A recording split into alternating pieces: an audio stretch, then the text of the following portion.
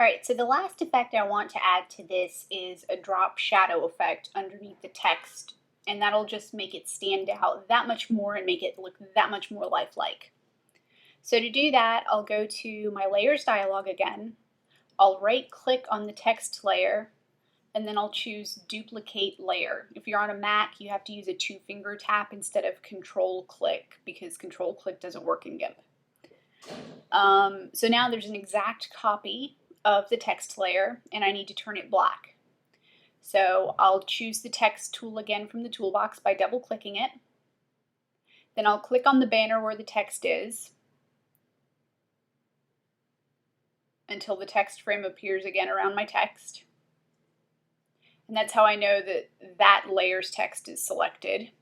Then I'll go back to the tool options window for the text tool. I'll click on the color bar and I'll choose black or blackish, just a darker color, and click OK.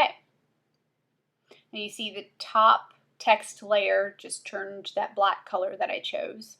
But since it's a shadow and I want it behind my text, I need to drag it underneath the regular color text, the lighter color text that I had.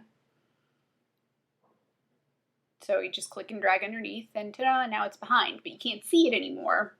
And I want to make it softer anyway so that it actually looks like a shadow. So I need to add a blur effect. So I'll go to Filters, Blur, and I apologize you can't see it, but I'll choose Gaussian Blur. And the Gaussian Blur window will pop up, and I'm going to choose about 8. The higher the number you choose, the more diffused or soft the shadow will look. The lower the number you choose, the more crisp the shadow will look, but you also won't be able to see it as well behind the text. So now you can see it's a subtle effect, and I want this to be a sort of directional shadow. There's a reason they call it a drop shadow. It's because it looks like it's dropped underneath the text. So I want it to look like the light's coming from above and to the left, so the shadow should be below and to the right. So I'll use the Move tool. I'll just grab it from the toolbox by double clicking it.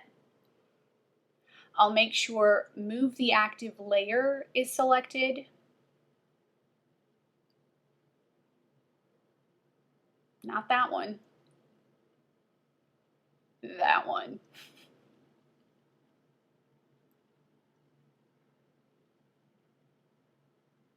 Then I'll click on the banner.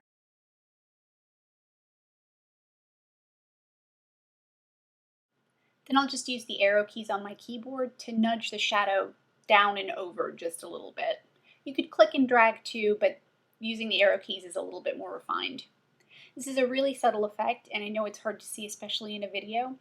So to see a sort of before and after of the effect, go back to the Layers dialog and click the eye that's next to the shadow text layer. Clicking the eye will make that layer invisible, and you can sort of see the before. Clicking again where the eye was will make the layer visible again, and you can see the after.